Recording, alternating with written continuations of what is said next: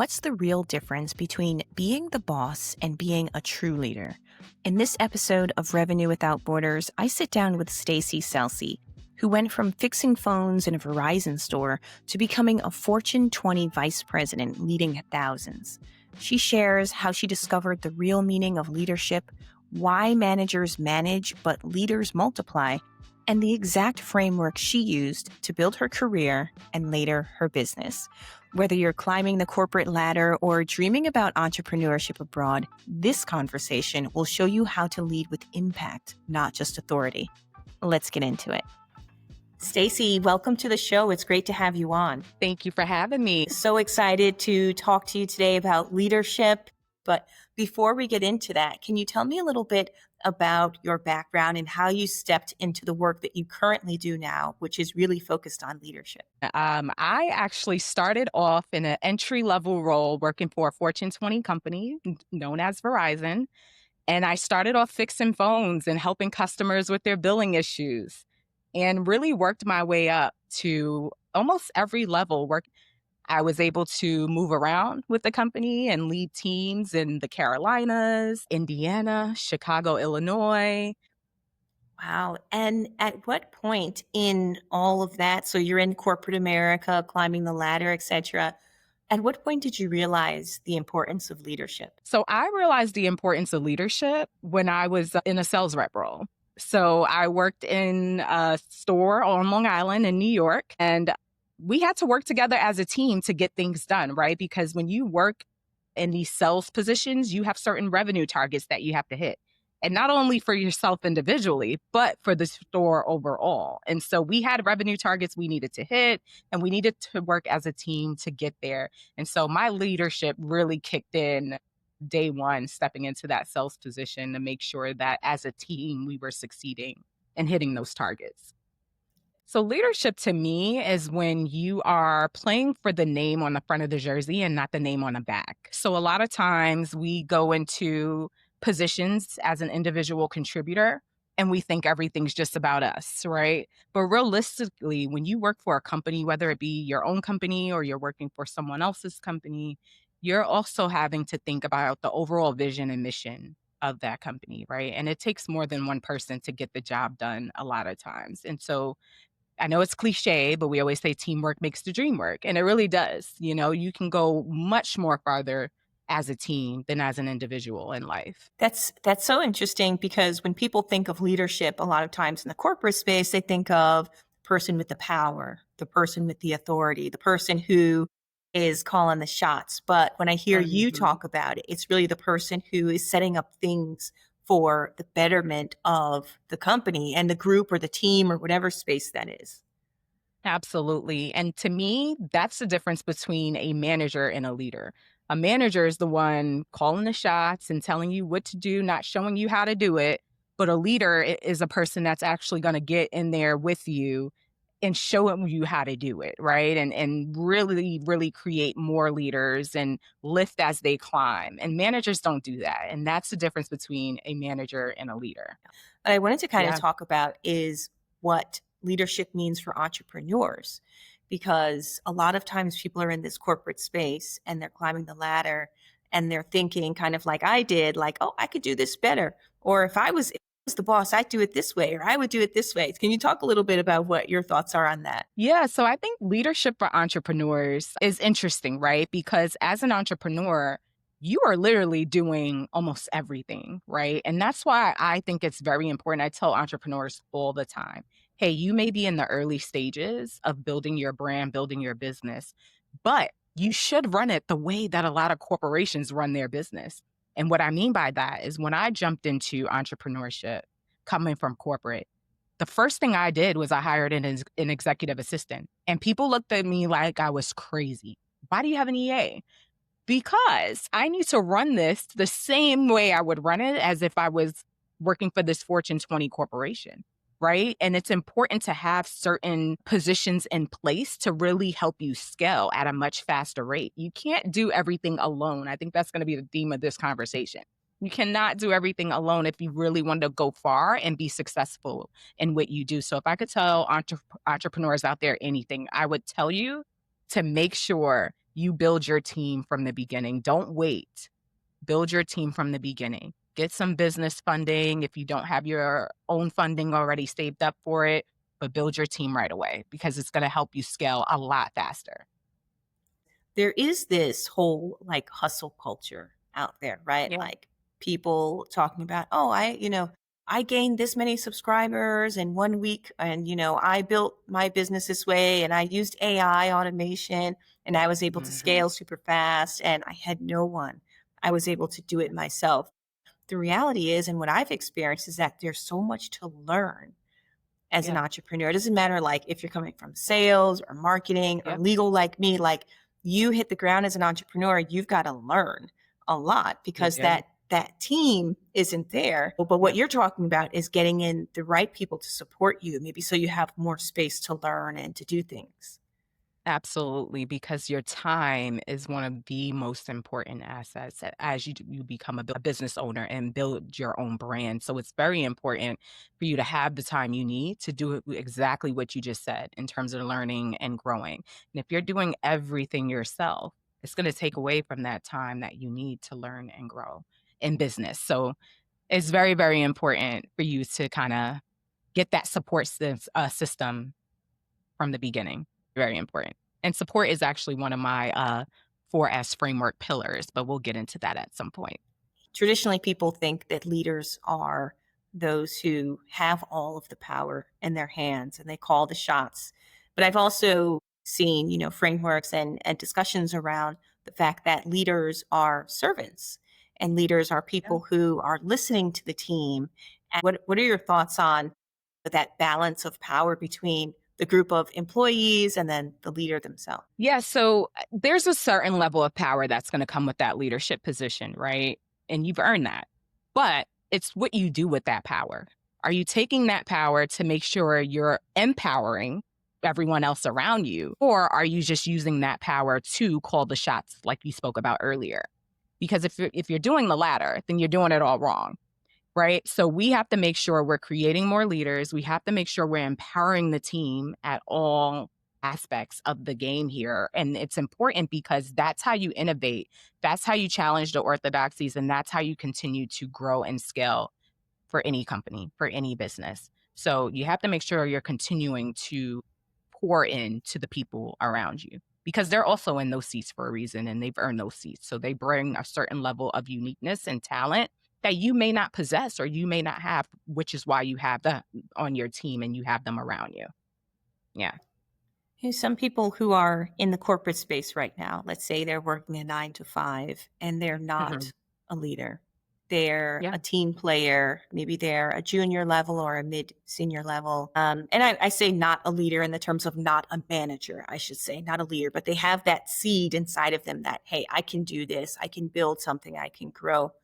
What do you think are, and then probably getting into the 4S framework, what do you think are sort of the things they should be thinking about in order to really tap into that inner leadership and to become that leader? Look, leadership is just a title, right? They could be really exuding all of those leadership qualities and just don't have the title just yet. And so that is where we jump into the 4S framework. So support is a really big thing internally and externally. What does your support system look like? Who are your mentors? Are you mentoring other folks, right? Don't be afraid to reach out to the folks that inspire you and ask them for mentorship or just ask them for a conversation on a quarterly basis. And that will turn into a mentor mentee relationship. What are you doing from a strive standpoint in terms of how you strive for excellence? So I always tell people a lot of people strive for perfection. We don't strive for perfection. We strive for excellence because when you do that, you'll land in the ballpark of perfection and nothing's ever perfect anyway. Things change every day.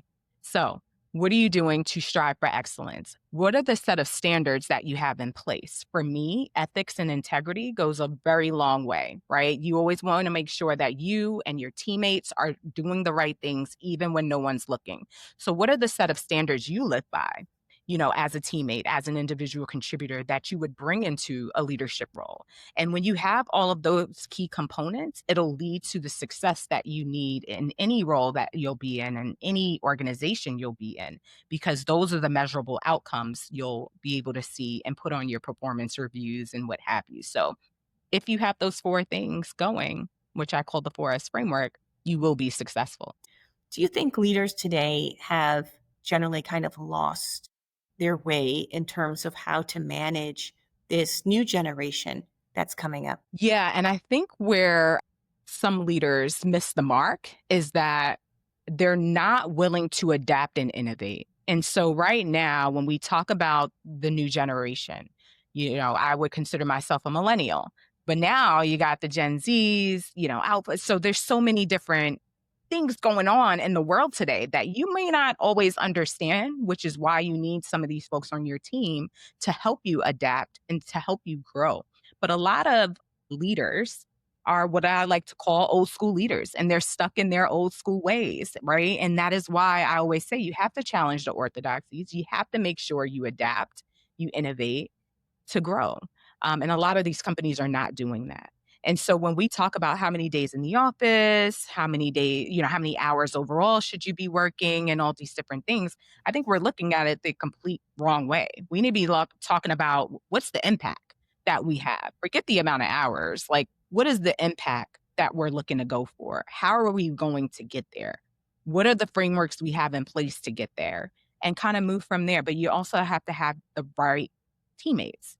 And that's where diversity and inclusion comes in for me. That's still a really big thing. I know people don't like to talk about DEI or the impact of DEI, but it is very important because you need that uniqueness at the table. Everyone has a unique perspective and you need that at the table. I want to talk about DEI for a minute because, I watched the whole movement of cutting Mhm. budgets for DEI and Yeah. which companies decided to cut, which companies decided to stay quiet. There was a lot of that. The majority of them were like, not speaking about it. Some Yeah. were cutting budgets behind closed doors and not talking about it. There was a wave of professionals who lost their jobs. I would have thought that leadership means standing up for something that you believe in. But what I Absolutely. saw, which seemed to me to be a number of people who were just going with the flow. Absolutely. I totally agree with that 1,000%. Leadership is what do you do when your back is against the wall?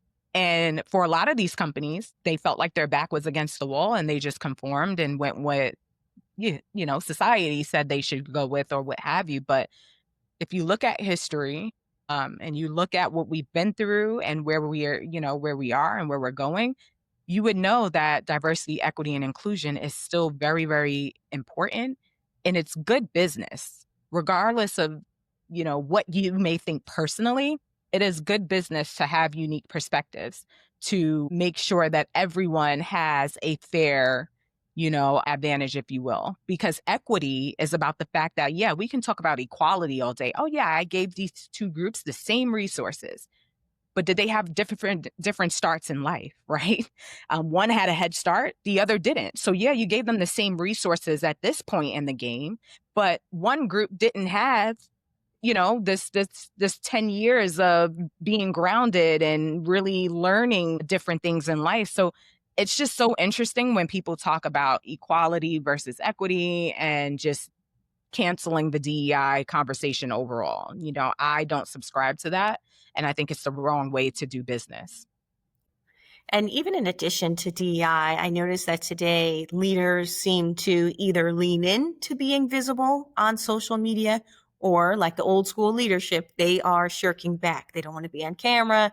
They don't want to do, Mhm. they'll do sort of like the company on brand social media where they Yeah. appear with the logo and they've got the suit and everything. But outside of that, they don't want to be seen. They don't want people to know who they are as a person.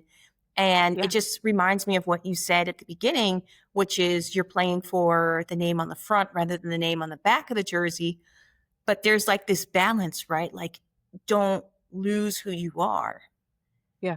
Yeah. Yeah. And that's a fair point, right? So when I say playing for the name on the front of the jersey and not the name on the back, for sure, we're talking about like the teamwork aspect. But to your point, yeah, you have some individuals who are now like, man, I got to do exactly what my company is saying to do. Now I can't be an individual in this space. And for that, no. I think you need to step up and still be who you are. But I get it. Some people have certain obligations. They're like, I don't want to ruffle any feathers. have a family to support. I have all these different things going on. I don't really want to rock the boat here. So I get both sides. I understand, but the one thing for me personally, I'm always going to stand up for what's right. And for me, that even transitioning out of corporate to build my own brand to help other ambitious professionals was doing what's right, regardless, of the money I was making and all the great things that comes along with working for a Fortune 20. Absolutely. And you yourself are visible on social media. So I think of that Yeah, in terms of like, transitioning from the corporate world to this world of entrepreneurship where you got to be on Instagram. You got to be showing yeah, people who you are, what you do, yeah. what you stand for. That's absolutely right. And look, it may be uncomfortable at first, but a lot of times you have to take yourself out of it and say, what is the message and the impact I need to have for someone who may be scrolling, come across my profile and hear this message and now they're inspired, right? That's the impact you really want to have.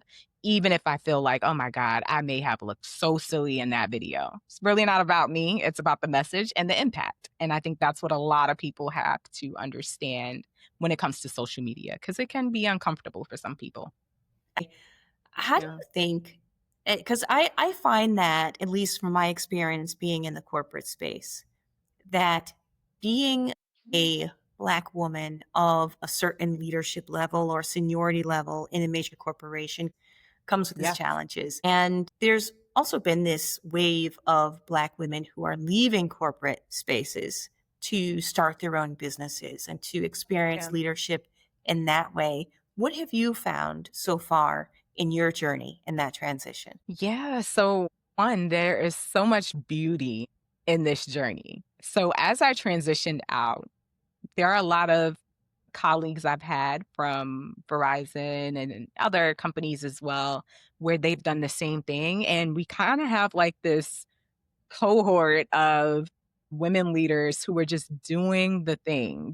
They're all taking their skill set to empower others and really just make a dent in this entrepreneurship world because it's needed. I always tell a lot of people, like, hey, you really want to help a lot of other entrepreneurs. Me, I'm focused on helping the 87% of Americans who are working a 9 to 5 or working within corporate because I know that there is space for them, or we need to break through and make more space for them in terms of leadership. There aren't too many of us at that level, VP and above. There aren't too many of us. I think I saw one Black woman in the C suite for Verizon the entire time I was there. One. So think about that.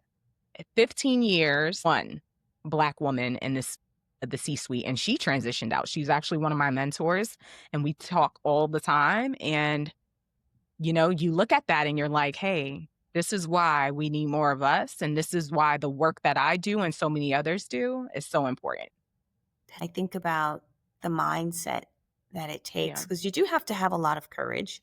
You do yeah. have to be confident in yourself. And there's a certain mindset that says, you know what, this is good, but I can do something that has more impact. And that's also great. Can you talk about that mindset and how does one achieve that type of mindset? Well, so I am big on faith. So, for me, I prayed a lot before I made the decision to transition out. But I also stayed grounded in the fact that I knew I was a force to be reckoned with. I knew that I had a huge impact on the company, on the teammates that I was able to help lead and empower. And I knew that from the moment I left and I saw all the reviews from everybody and all the emails and messages. And even till this day, there are websites that you can go on and people are like, oh my God, since Stacie left, it hasn't been the same. And, all these different things, but it just really lets you know the impact that you've had. And I actually had a launch event in New York City for my business. And a lot of my former teammates came out and they all had amazing things to say. And I swear I didn't pay them to say this stuff, but they came and they were so vulnerable and so open. And everyone else in my life was able to see, like, wow, this is the impact Stacie really had on, former teammates. And so it takes a lot of faith, it takes a lot of courage, but you have to stay grounded in the fact that, look, you earned the seats that you were in and you earned the right to go ahead and branch out and transition into entrepreneurship so that you could have a bigger impact on the rest of this world. You Right. never Yeah. know who is watching your journey and is thinking, I want to do that. I want to do what she did, but I'm afraid or I'm hesitant or maybe I don't have what it takes. But when they see you do it, they're like, Yeah. okay, I'm watching her. I'm clocking you. I'm seeing what you're doing. I want to do something similar. Absolutely, absolutely, and for all of those professionals out there that are like, "Hey, I wanna do something similar. I really wanna understand what she's talking about with this framework," I would encourage you to go to my website, stacieselise.com, grab your physical bundle of the 4S framework leadership bundle or the digital if you want an instant download, but you'll really understand from those 2 books, kind of what I went through, what the journey was like, and the things that I did to be successful because I want all of you to be successful. So please go, get that and make sure you're living it, breathing it every single day. Absolutely. And if someone is listening and they're thinking, not only am I curious about leadership and having a bigger impact, but a lot of our listeners are, I'd say, internationally curious. They want to move abroad. They want to do something bold and risky. Do you think the Forest framework will help them with that as well? Absolutely, absolutely, because those 4 pillars, the 4 core components, you can apply it to any aspect of your life, and it doesn't matter what career you're in. You could be in healthcare, you could be an entrepreneur like we spoke about earlier. Those 4 core components will always apply. So yeah, absolutely. And the fact that we're talking about living abroad, I think it's amazing that you live in Dubai. And you know what's so interesting? I always think about Dubai. I've never been, but I do want to visit. And I always see it on TV and I'm like, oh my gosh, that may be somewhere I could live one day. It looks like it's such a great place. Dubai is a very dynamic place. I think it Yeah. is. It reminds me a lot of New York City. Okay. And the fact that in New York, obviously, it's much more mature, the financial systems, etc. But there is this vibe to the city that you can be anything, you can do anything, Empire State of Mind type vibe Yeah. that you Yeah. can do that. And when I think about leadership, because there is this idea of leadership from the American perspective, and then when you go abroad, every country has all these cultural nuances about what Mhm. leadership is. In China, it's very different, and in Dubai and UAE, it's very different. But I always think that there is this stillness to being a leader. I was Yeah. watching one of your videos, and you mentioned something about when a leader enters the room and how Yeah. people can kind of feel that presence. That is something that I think transcends borders. I think that that's something that no matter where you go, when a leader comes in, whether they are a leader that's acknowledged by the group or someone that just people look up to, you can feel that presence. Absolutely. Absolutely. And that's where that confidence comes in. You're walking in with a purpose. So before you even speak, people are looking at you as like, wow, look at this leader walking in here with all of this confidence, with all of this authority, and not in a negative way, but in a positive way. And so, yeah, presence, power, purpose, it's very, very important in how you exude that. But standards, as I was talking about before, is having just like a set of guidelines, right? I wouldn't say like rules, but guidelines that you follow. And so when I was leading a team of 2,800 teammates, we always understood that integrity was one of the number one standards we had in place, right? And like I said before, you want to make sure you're doing the right thing even when no one's looking. And we never wanted an asterisk next to our name because we were a sales team, right? And so anytime a sales team is doing phenomenal, people are like, oh, what are they doing wrong? Let's try to figure out, what's happening here. And I would tell my team, we would never, ever operate in the gray at all. We want to make sure we're doing things the right way. And that is where integrity comes in. That's where respect comes in. That's where having, the right ethics in place comes in because it's all important. And you never, ever want to sacrifice those things for anyone. And that is why the set of standards or guidelines, if you want to call it that, is super important when you are a leader and you're leading a team of people. And even when you're leading yourself, you should abide by something that keeps you grounded and Again, you don't sacrifice that for anyone. And this is how you kind of really become the powerhouse that you need to be. Keep those Because you're standards in place. right, like your name and your reputation, that's part of the value of what you bring. Absolutely. And you see a lot of people Absolutely. out here, watching social media, people get caught up, dating OnlyFans models that are Yep. 19 years old, taking people to Coldplay concerts, Yep. all of Yep. this messy stuff going on. And then you can't bring that confidence when you get on stage because you don't believe in you. Absolutely. And that is why, again, it's so important to have a 4S framework personally and professionally, because we all just saw what happened personally that influence the professional side of things, right? So you got to have a set of standards personally and professionally. And that doesn't mean changing who you are in the personal world and, oh, I have to be a certain way because I have a certain position, but it's just making sure you don't compromise or sacrifice your set of standards in any form or fashion, because we all kind of saw how that played out live, Yeah, you know? absolutely. Absolutely. And it's messy, right? I mean, nobody wants to be in that situation, particularly in today's day and age of social media. Absolutely. Yep. I wanted to ask you about, the fact that we're talking about leadership and potentially there's someone that's listening that's saying, this sounds great, but I'm not there yet.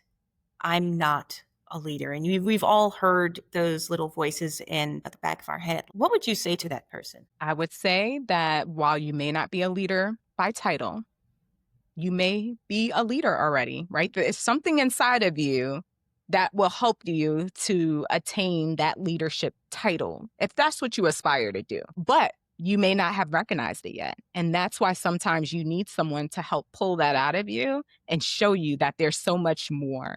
And so when I talk about the fact that 87% of Americans work a 9 to 5 or within corporate, right? And I'm not sure what that percentage may be internationally, but I know it's a huge chunk internationally as well, right? There are a lot of people that work a 9 to 5 job or within that realm. And it's so important that we help you all to really multiply your income, to get it into that increased leadership position and things like that. And that is why I am here to help you. That is why folks who do similar work are here to help you. And even if you want to start small, like I said, get the 4S framework. It's only $24.99 USD for the digital download. Go to my website, go ahead and get that, and let's empower you to want to step into those increased leadership roles and to really gain the skills that you need to secure those roles so you can multiply your income. That's what it's about. And I love how you talk about the mindset shift because a lot of it is that we get stuck in our heads. We do get stuck in thinking a certain way, and Yeah, that thinking impacts how we're doing things. And then you're doing things over a long period of time that are, hampering your ability to really step into that leadership. So I think this 4S absolutely. framework that you're talking about is definitely going to help people. Absolutely. Stacie Selise, thank you so much for joining us today. It's been a pleasure to have you on. I wanted to ask about your books before we let you go. You mentioned the 4S framework, but are you Mhm. working on a book or something you'd like to tell us? Yeah, so so I have the 4S framework playbook and workbook out now for you all to purchase on Amazon. You can get it on Barnes and Noble, or you can get it on my website at stacieselise.com. But aside from that, yes, I am writing in the background. Not sure when I'll release my main book in the future, but it is coming. It is something that I'm working through diligently. But as of now, you can definitely get the 4S framework, you know, playbook and workbook. So make sure you grab that if you are an ambitious professional or entrepreneur looking to, increase your leadership and your leadership skills at that. Wonderful. Stacie, thanks so much for joining us today and talking about leadership, and we hope to have you on again. Thank you so much for having me.